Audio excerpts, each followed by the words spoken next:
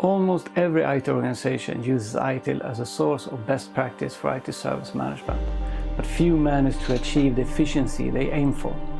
One of the reasons for this is that they use ITIL as a model, not as a best practice, and the essential part of every initiative seems to be getting processes in place. The outcome of this is often an organization that resents processes, and at the coffee machine, ITIL is used as a term of abuse.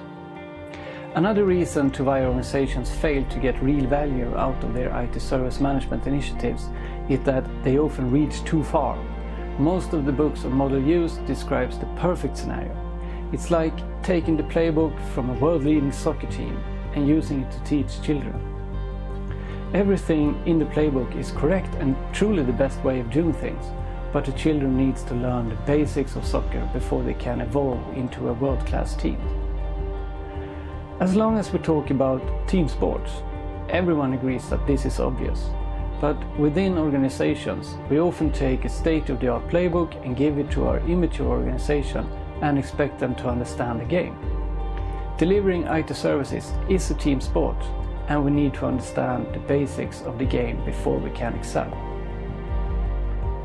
TRIM, the rational IT model, is basically ITIL but simplified and presented as a model.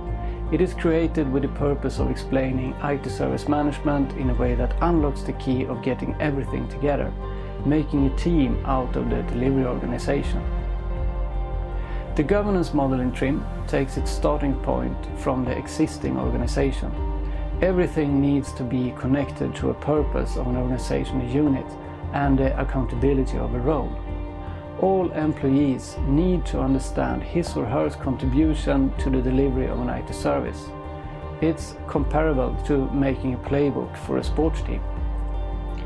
The purpose of TRIM is not to replace ITIL, but to be a way to get IT service management adopted within an organization.